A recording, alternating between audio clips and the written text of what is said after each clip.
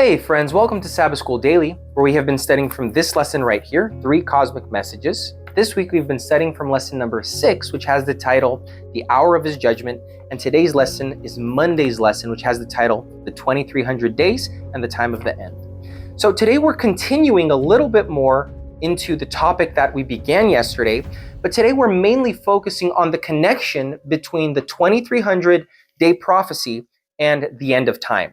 The reason why this connection has to be clearly made is because there are some interpreters that try to apply the prophecy of Daniel 8:14 of the 2300 days to a man called Antiochus Epiphanes that lived from the year 216 BC to the year 164 BC.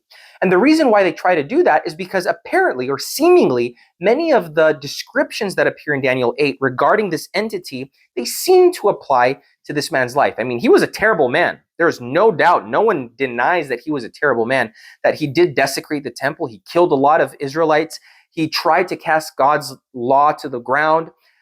He did do a bunch of these things, but for several reasons, this man does not come close to fulfilling the description of this adverse power that rises in contrast to God.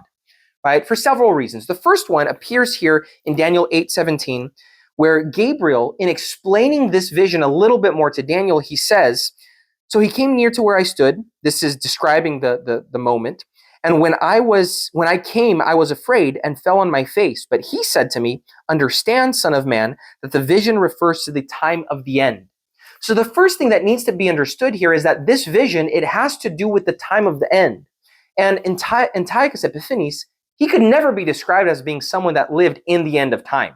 Never. This man lived 2,000 years ago, right? So what kind of mental gymnastics would we have to make to try to say that this man, he fulfills a prophecy that is connected to the end of time? That would never work. So that's the first reason. When we're understanding the 2300 years, we have to remember that there's a biblical principle that emerges in the books in a book such as Ezekiel. We find that in Ezekiel chapter 4, verse 6, or then in Numbers chapter 13, verse 34. These are some of the texts that reveal a principle, a prophetic principle called the day-year principle, which is when you see an apocalyptic prophecy, prophecies that have to do with the far-off future, you see that one day represents 1 year. Now, the reason why this works so well is, first of all, if you try to interpret it literally, it doesn't fit. 2,300 days literally comes out to about 7 to 8 years. So this man, Antiochus Epiphanes, even if we try to apply this prophecy to his lifetime, literally, it wouldn't fit. It would certainly not fit. Never mind, trying to consider him as the fulfillment of this entire prophecy. But when you apply the day-year principle and you see that this is actually speaking about 2,300 years, not days, the timeline of the events that are described here in Daniel 8 and 9 and then 11 and 12, they fit perfectly. They fit perfectly.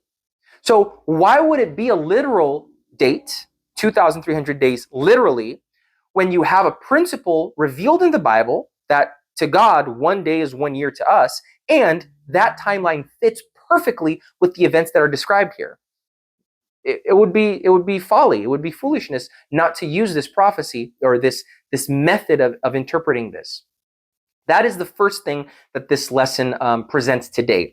The second thing, it's more on the conclusion, which is that Gabriel doesn't finish interpreting the prophecy or this vision to Daniel. He doesn't conclude it. So when we move on to chapter 9, which happens years later, we see that that's where Gabriel comes back and he finishes interpreting the prophecy or the vision, that had been revealed to Daniel in chapter 8.